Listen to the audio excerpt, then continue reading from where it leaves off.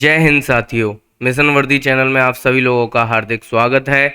मैं सुशांत रावत आशा करता हूं कि आप सभी लोग अच्छे होंगे, स्वस्थ होंगे और एकदम मस्त होंगे।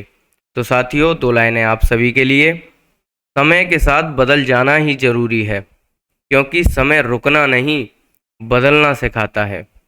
कहने का मतलब है, जिन लोगों ने तैयारी अभी तक शुरू नहीं की है वो अपनी तैयारी शुरू कर दें।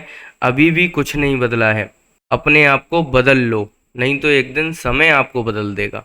और जब समय आपको बदलेगा तब आपके पास कोई भी ऑप्शन नहीं होगा। तो साथियों, हमारा चैप्टर चल रहा था क्रिया। क्रिया क्या होती है? किसी कार्य के करने या होने का पता बताने वाले शब्दों को हम क्या कहते हैं? क्रिया कहते हैं। जैसे खाना, पीना, ये शब्द क्या है? क्रिया शब्द हैं। साथियों, इन क्रिया शब्दों का निर्माण कैसे होता है? मूल धातु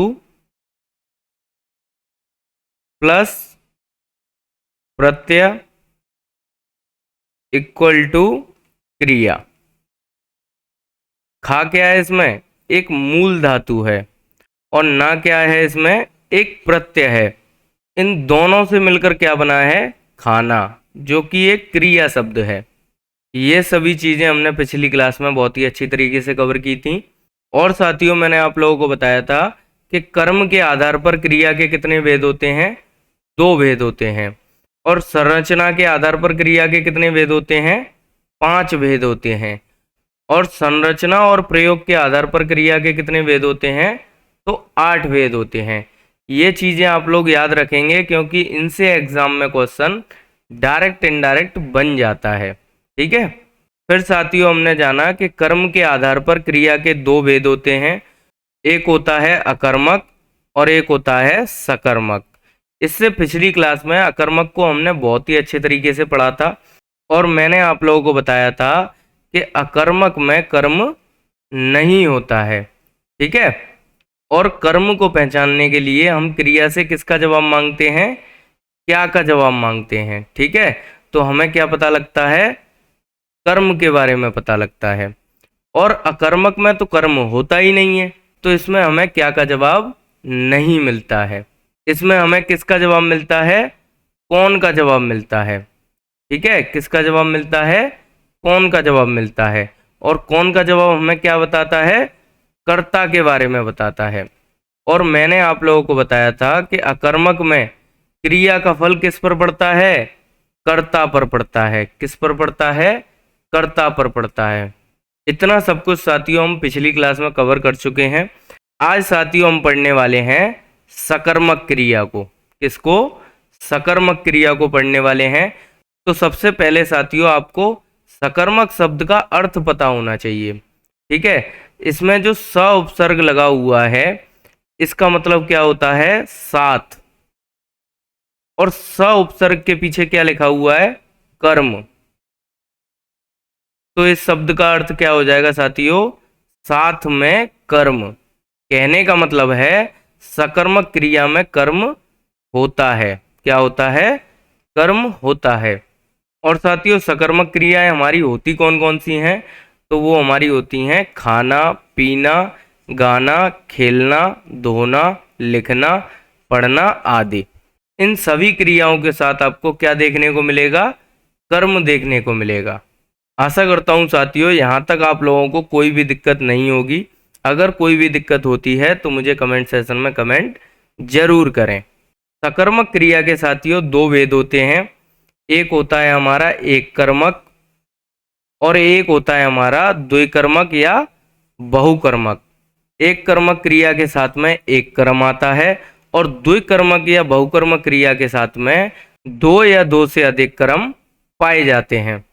सबसे पहले साथियों, हम एक कर्मक को उदाहरण के माध्यम से समझ लेते हैं, जिससे आप लोगों को बहुत ही आसानी से ये समझ में आ सके। एक कर्मक सकर्मक क्रिया में अभी मैंने आप लोगों को बताया था कि एक कर्म होता है। कल मैंने आप लोगों को बताया था कि कर्म के बारे में कैसे पता करते हैं। तो वो साथियों हम पता करते हैं क्रिया से क्या का जवाब मांग के। ठीक है। इसमें साथियों एक चीज और ऐड कर लेना, क्रिया से किसको का जवाब भी मांग के हम कर्म का पता लगा सकते हैं। ठीक है। इन दो शब्दों से आप सकर्मक क्रिया को बहुत ही आसानी से पहचान सकते हैं। अब साथियों हम देख लेते हैं एक कर्मक सकर्मक क्रिया के उदाहरण को। हमारा पहला उदाहरण है श्याम क्रिकेट खेलता है। तो साथियों खेलता है इसमें क्या है, एक क्रिया शब्द है। क्या है, एक क्रिया शब्द है। अब साथियों ये सकर्मक क्रिया है तो इसमें कर्म तो जरूर होगा। तो उस कर्म को हम कैसे पता करेंगे, क्रिया से क्या का जवाब मांग के या किसको का जवाब मांग के। जैसे क्या खेलता है, तो साथियों क्या खेलता है, क्रिकेट खेलता है। हमें क्या का जवाब मिल गया, और जब क्रिया से क्या का जवाब मिले तो वो हमारा क्या होता है, एक कर्म होता है।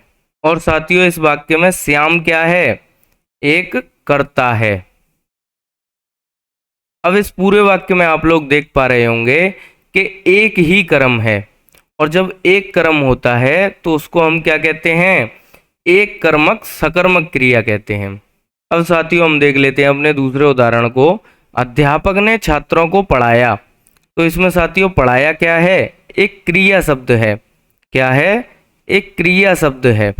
अब साथियों इस वाक्य में हमें कर्म का पता लगाने के लिए क्या करना होगा, क्रिया से एक तो क्या का जवाब करना होगा या किसको का जवाब करना होगा।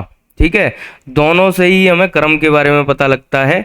सबसे पहले हम क्रिया से क्या का जवाब मांगेंगे। ठीक है, जैसे क्या पढ़ाया, तो साथियों इसमें क्या का जवाब तो नहीं मिल रहा। किसको पढ़ाया, तो किसको का जवाब इसमें मिल रहा है। ठीक है, किसको पढ़ाया, छात्रों को पढ़ाया। तो साथियों छात्रों इसमें क्या हो जाएगा, एक कर्म हो जाएगा। क्या हो जाएगा, एक कर्म हो जाएगा। और साथियों इसमें अध्यापक क्या है, एक कर्ता है। क्या है, एक कर्ता है। तो साथियों इस वाक्य में कितने कर्म हैं, एक कर्म है। तो ये क्रिया हमारी कैसी हो जाएगी, एक कर्मक सकर्मक क्रिया हो जाएगी। आशा करता हूँ साथियों कि आप लोगों को एक कर्मक सकर्मक क्रिया बहुत ही अच्छी तरीके से समझ में आ गई होगी। अब साथियों हम देख लेते हैं द्विकर्मक सकर्मक क्रिया को। इसमें दो या दो से अधिक कर्म होते हैं।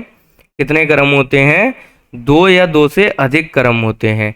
और एक कर्म को साथियों हम क्या कहते हैं, मुख्य कर्म कहते हैं, तथा दूसरे कर्म को हम क्या कहते हैं, गौण कर्म कहते हैं। कहने का मतलब है जो मुख्य कर्म होता है उसका अर्थ ज़्यादा होता है, और जो गौण कर्म होता है उसका अर्थ कम होता है। मुख्य कर्म को साथियों हम अप्रत्यक्ष कर्म भी कहते हैं। ये कैसा होता है, ये सजीव भी हो सकता है और निर्जीव भी हो सकता है। इसका पता कैसे लगता है, तो वो हमें पता लगता है जब हम क्रिया से क्या का जवाब मांगते हैं, तब हमें किसके बारे में पता लगता है, तब हमें मुख्य कर्म के बारे में पता लगता है। ठीक है, और साथियों गौण कर्म को हम अप्रत्यक्ष कर्म भी कहते हैं। क्या कहते हैं, अप्रत्यक्ष कर्म भी कहते हैं। मैंने आप लोगों को एक बार बताया था कि गौण कर्म को हम अप्रधान भी कहते हैं। क्या कहते हैं, अप्रधान भी कहते हैं। और मुख्य कर्म को हम क्या कहते हैं, प्रधान कहते हैं। जो प्रधान होता है उसका अर्थ ज़्यादा होता है, और जो अप्रधान या गौण होता है उसका अर्थ कम होता है। और साथियों जो हमारा गौण कर्म है वो कैसा होगा, सदैव सजीव होगा। कैसा होगा, सदैव सजीव होगा। ठीक है, और इसका हमें पता कैसे लगता है, तो इसका पता लगता है साथियों जब हम क्रिया से किसको का जवाब मांगते हैं। किसका जवाब मांगते हैं, किसको का जवाब मांगते हैं। अब साथियों इसको हम उदाहरण के माध्यम से समझते हैं जिससे आप लोग इसे अच्छे से समझ सकें। ठीक है, तो साथियों हमारा पहला उदाहरण है अध्यापक ने छात्रों को संस्कृत पढ़ाई। अध्यापक ने छात्रों को संस्कृत पढ़ाई। ये हमारा क्या है, एक वाक्य है। और पढ़ाई इसमें क्या है, एक क्रिया शब्द है। क्या है, एक क्रिया शब्द है। अब साथियों हमें पता लगाना है कि इसमें कितने कर्म हैं और उनमें से मुख्य कर्म कौन सा है और गौण कर्म कौन सा है। तो उसके लिए साथियों हमें क्रिया से कितने जवाब चाहिए, दो जवाब चाहिए। एक चाहिए हमें क्या का जवाब, और एक चाहिए हमें किसको का जवाब। क्या का जवाब हमें मुख्य कर्म के बारे में बताएगा। ठीक है, और किसको का जवाब हमें गौण कर्म के बारे में बताएगा। जैसे क्या पढ़ाई, तो साथियों इसका जवाब हमें मिल रहा है संस्कृत पढ़ाई। ठीक है, तो संस्कृत हमारा क्या हो जाएगा, एक कर्म हो जाएगा। और कौन सा कर्म हो जाएगा, तो साथियों मुख्य कर्म हो जाएगा। इसी तरह साथियों हम दूसरे कर्म के बारे में पता करते हैं, जैसे किसको पढ़ाई, तो छात्रों को पढ़ाई। किसको पढ़ाई? छात्रों को पढ़ाई। ये भी हमारा क्या हो जाएगा? एक कर्म हो जाएगा। पर ये कौन सा कर्म होगा? ये हमारा गौण कर्म होगा। ठीक है, कौन सा कर्म होगा? गौण कर्म होगा। और अध्यापक इसमें क्या हो जाएगा? एक कर्ता हो जाएगा। क्या हो जाएगा? एक कर्ता हो जाएगा।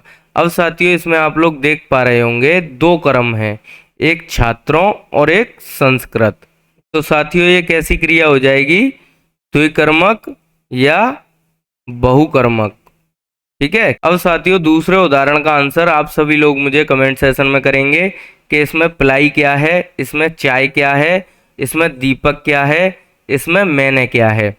इन सारे शब्दों के बारे में आप सभी लोग मुझे कमेंट सेशन में बताएंगे कि कौन क्या है। अब साथियों हम देख लेते हैं अपना तीसरा उदाहरण। राजा ने गरीबों को वस्त्र दान दिए। तो साथियों इसमें दिए क्या है? एक क्रिया शब्द है। क्या है? एक क्रिया शब्द है। अब साथियों इसमें राजा क्या है? राजा इसमें है एक कर्ता। अब आप लोगों को पता करना है कि इस वाक्य में कितने कर्म हैं। तो इसके लिए हमें क्या करना होगा? एक तो क्रिया से क्या का जवाब मांगना होगा और एक क्रिया से हमें किसको का जवाब मांगना होगा। ठीक है, ये दो ही जवाब तो हमें चाहिए। तो सबसे पहले साथियों हम क्या का जवाब मांगते हैं। क्या दिए? तो साथियों वस्त्र दिए। क्या दिए? वस्त्र दिए। तो वस्त्र हमारा क्या हो जाएगा? कर्म हो जाएगा। ठीक साथियों हम क्रिया से किसको का जवाब मांगते हैं। जैसे किसको दिए? तो साथियों गरीबों को दिए। किसको दिए? गरीब हमारा क्या हो जाएगा? इसमें कर्म हो जाएगा। साथियों इस वाक्य में हमारे कितने कर्म हो गए? दो कर्म हो गए। और ऑप्शन में हम क्या टिक करेंगे? द्विकर्मक। तो वो हो जाएगा हमारा बिल्कुल गलत। अब आप लोग कहेंगे कि सर गलत क्यों हो जाएगा? अभी तो आप लोगों ने बताया कि क्या का जवाब मिले तो वो कर्म होता है और किसको का जवाब मिले वो भी कर्म होता है। तो प्यारे साथियों याद कीजिए कि जब मैंने आप लोगों को संप्रदान कारक पढ़ाया था तो मैंने आप लोगों को एक बात बताई थी कि को हटाकर अगर के लिए फिट हो जाता है तो वो हमारा क्या होगा? संप्रदान कारक होगा। ठीक है, राजा ने गरीबों के लिए वस्त्र दिए, इसमें के लिए बिल्कुल फिट हो रहा है। तो गरीबों हमारा कर्म नहीं होगा। यह क्या हो जाएगा? एक संप्रदान हो जाएगा। क्या हो जाएगा? एक संप्रदान हो जाएगा। आप लोगों को हमेशा अपना दिमाग खुला रखना है, इसी का नाम एग्जाम है। और दूसरी चीज साथियों मैंने आप लोगों को बताई थी कि कोई भी वस्तु हमेशा के लिए दी जाए तो वहां क्या होता है? संप्रदान कारक होता है। जैसे राजा ने गरीबों को वस्त्र दान दिए, तो भाई राजा ने गरीबों को वस्त्र दे दिए, दान में दिए हैं, वो उनसे वापस नहीं लेगा, उसने हमेशा के लिए दे दिए। एक इस कारण से भी ये क्या होगा? संप्रदान कारक होगा। ठीक है साथियों इस वाक्य में कितने कर्म हैं? तो साथियों इस वाक्य में अब एक कर्म है। कितने कर्म हैं? एक कर्म है। तो जब एक कर्म होता है तो क्रिया कैसी होती है? एक कर्मक। कैसी होती है? एक कर्मक सकर्मक क्रिया होती है।